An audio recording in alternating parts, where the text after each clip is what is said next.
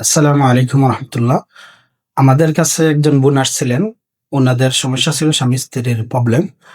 উনি এসে বললেন, উনার হাসব্যান্ড আমেরিকাতে থাকে। উনার হাসব্যান্ড বারবার কল দিয়ে বলতেছে যে, "এখন তোমাকে আমার ভালো লাগে না। তুমি দেশে কাউকে দেখে বিয়ে করে নাও। আমি ওই দেশে কাউকে দেখে বিয়ে করে নিবো। ওই দেশে সেটেল হয়ে যাবো।" উনি বললেন, "হুজুর আমার একটা মেয়ে আছে। এই মুহূর্তে আমি কিভাবে ডিভোর্সের সিদ্ধান্ত নেব?" তারপরে উনাকে আমি যাচাই-বাছাই করলাম।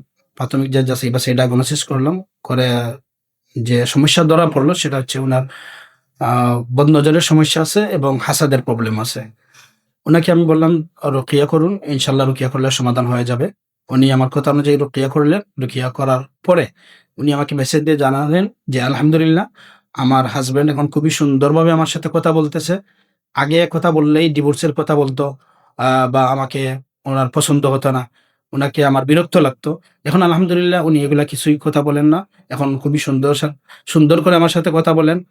আ তো আলহামদুলিল্লাহ আমি আল্লাহর কালামের ফল পাচ্ছি এবং আমল করেও আলহামদুলিল্লাহ অনেক প্রশান্তি লাগতেছে। তো আপনাদের যাদের স্বামী-স্ত্রীর প্রবলেম আপনারা আমি মনে করি ডিভোর্সের সিদ্ধান্ত না নিয়ে ভালো একজন ডাকির কাছে গিয়ে রুকিয়া ডায়াগনোসিস করুন। দেখুন আসলে মূল সমস্যাটা কি? আশা করি যদি মূল সমস্যা ধরা পড়ে তাহলে আপনার সমস্যার সমাধান হয়ে যাবে ইনশাআল্লাহ।